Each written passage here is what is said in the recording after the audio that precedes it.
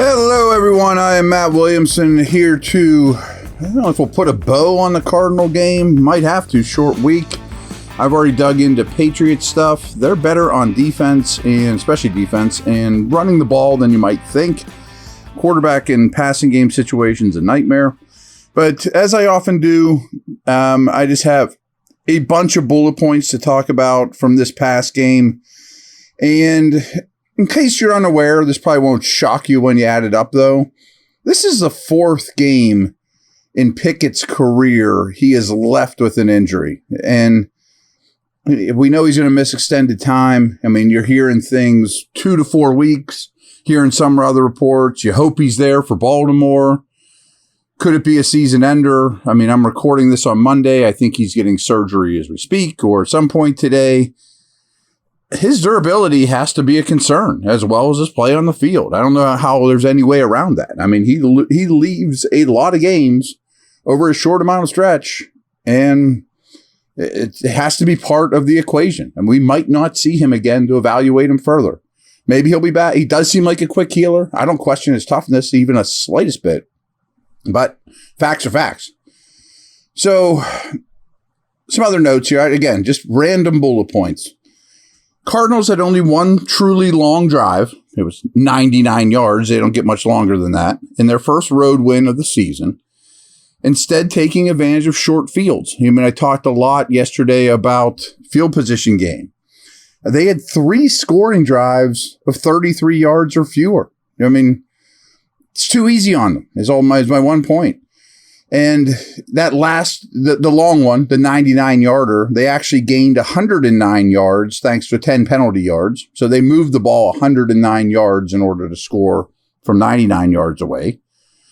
And on that drive, they had 5 plays of 15 yards or more on that touchdown drive. So the Cardinals were the better team. There's no doubt about that.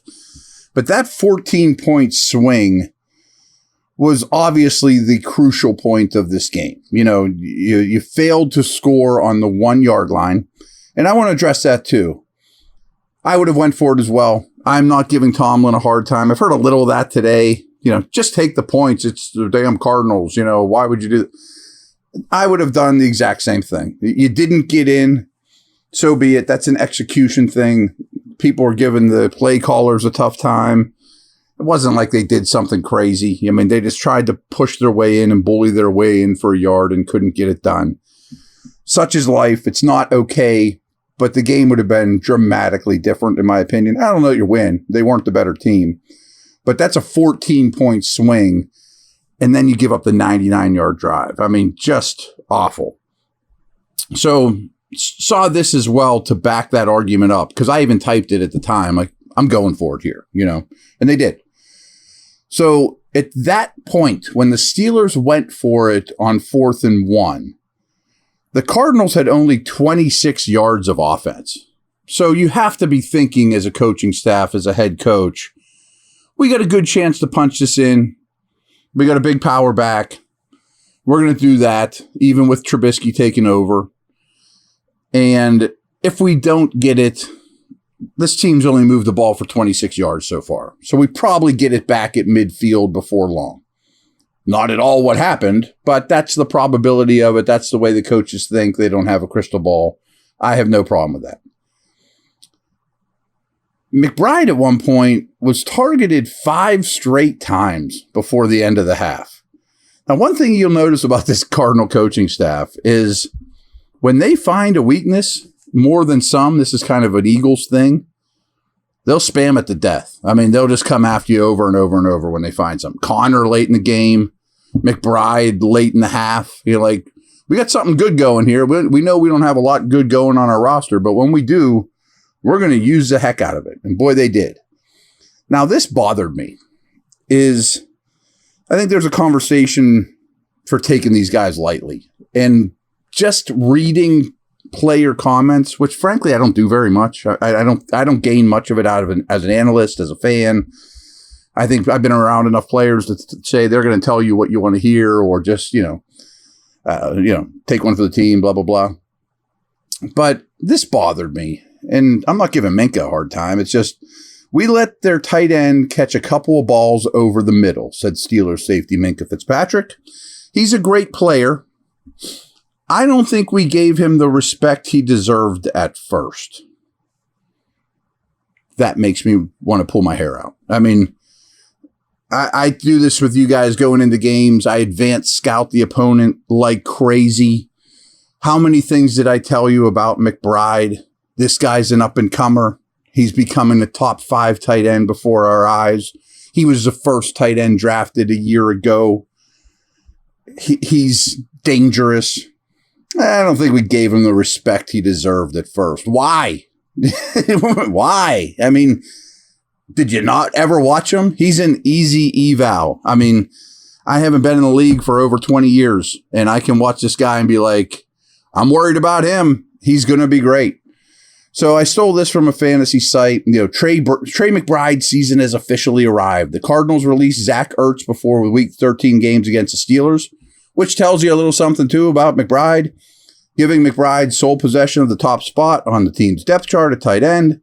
McBride ended up running 25 routes for the Cardinals, who were also missing Marquise Brown for a significant part of that game, catching 8 of 9 targets for 89 yards and a touchdown.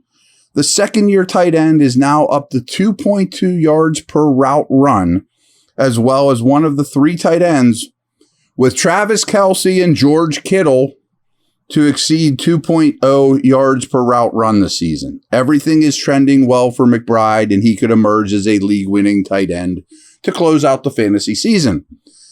Now, I'm not saying I know more than the Steelers. I know that I do not. But if I could see in an advanced scouting report that this guy's becoming a star and is gaining yards per route run coming into this game at a Kelce and Kittle level, I don't want to hear, I don't think we gave him the respect he deserved at first. That's advanced scouting malpractice. That being said, this is not an excuse. This is a fact. The fact that they are so beat up on the second level right now is just hard for any coaching staff to overcome. It just is. You know, you can't just get one injury or one position group hit with injury after injury after injury. There's sometimes no answers, you know, I mean, but it did get better. It sure looked like they put Minkah on him a lot more as the game went on, something I suggested over a week ago, but so be it. There you have it.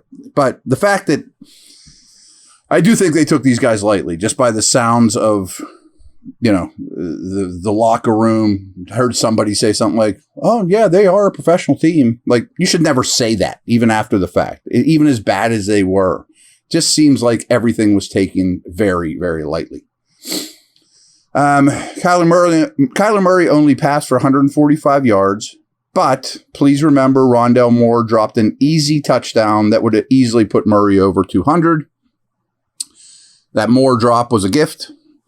Murray also, in my opinion, which he's very good at doing, of course, broke contain too often, which is on the D-line. So you probably know this, but Trubisky's first 3 possessions of the second half ended in a Trubisky fumble, a missed field goal, and a 3-and-out. The fumble turned into a Cardinals touchdown. Great. Read this the other day too, yesterday. And the Steelers defense allowed just over a yard per play, 1 on first downs in this game. That's unbelievably good. But they converted 9 of their 12 final third downs. Situational football. Some of that's fluky. You know, like, you'd rather be great on early downs than you would on third downs because third downs are a smaller sample size and whatnot. But, man, you know, some of it's just making a play when you need it most, and they sure didn't.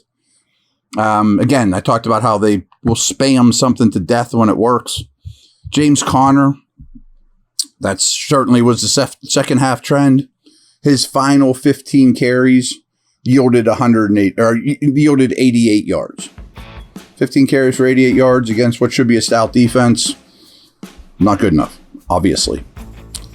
Let's take a break. We'll come back for a couple more things here. I organize my thoughts a little bit.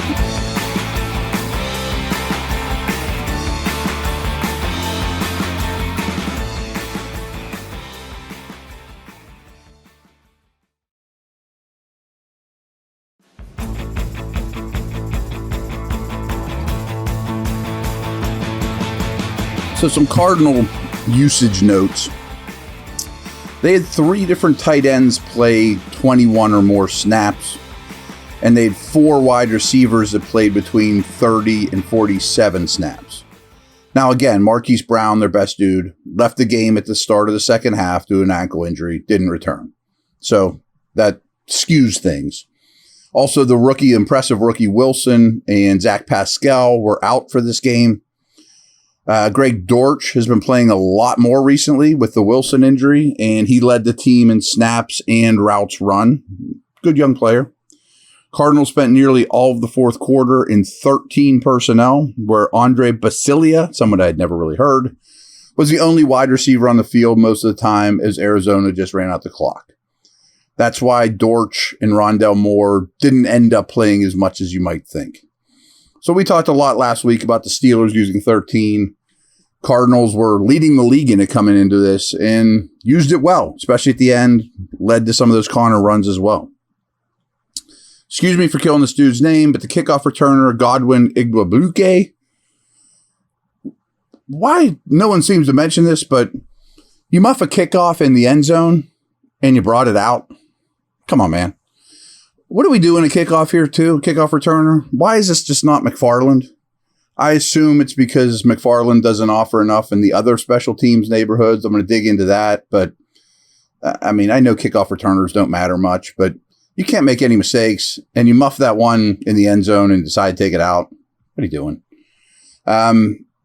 More field position stuff. Their punter averaged over 50 yards per punt, despite the weather, and pinned the Steelers at the 4-yard line in the fourth quarter. That stuff's winning football. Meanwhile, Harvin kicks this line drive that is easy to return, and your return team can't get down there in time because there's no hang time, and his inconsistencies are a little mind-boggling too. So let's talk Steelers skill snap count. There were 61 times the Steelers snapped the ball. Pickett was there for 30. Trubisky was there for 31. So they basically were right at the half, as you might imagine. Harris outsnapped Warren 36-26. Freiermuth at tight end was 36. Washington was 34. Hayward 19. Williams with 5. Pickens had 49, Johnson 44, Robinson 33, which is still a bit much for me. Boykin 12, Austin 9. So early downs, first and second down, there was 44 snaps of early downs. Harris was out there 27 compared to 16 for Warren. There was also a snap where they were on the field together. All right, I'm not complaining a whole lot about the Harris-Warren handing out work, but I think you guys know I kind of adore Warren, and since the coordinator change, we've seen less of them. Just find that noteworthy. We'll see how that goes. Routes run. There's 31 possible. Freiermuth ran 20 of 31. Hayward ran 10. Washington 8. Harris ran 15. Warren 7. Now, some of that's easy to complain about on Monday, but I don't think I want Harris running double the amount of routes that Warren runs through the course of the game. Now, AFC, as always, topsy-turvy. Colts win a crazy game. They're all over the place, but they're 7-5. You're going to see them soon without Trubisky or without Pickett in their building. They're hard to play against. Chargers won, but they're probably out of it at 5-7. The Colts are 7-5.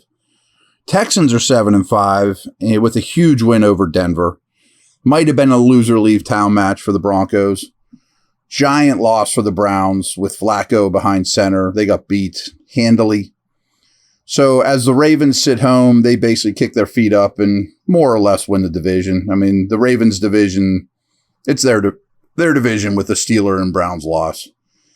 And as it stands right now, the Steelers are still the 5th spot in the AFC playoff standing, but they're tied with Cleveland, Indianapolis, and Houston. I think Houston's the best team of those 4. It doesn't always matter. Steelers, Browns, Indy, Houston. I think Houston's the one playing the best. All those teams are 7-5. There will be some head-to-head stuff. The Bills are on bye, much like the Ravens, though, and they're sitting at 6-6. them and the Ravens are kind of the big winners. I mean, the Bills sit there and go, wow, the Browns lost, the Steelers lost, Denver lost. Okay, we can string some games together and maybe we're in. So that worked out well for them. They have a really difficult schedule there, Buffalo. So we shall see. The Steelers don't beat New England. Oy, oy, oy. Okay, over and out. Take care.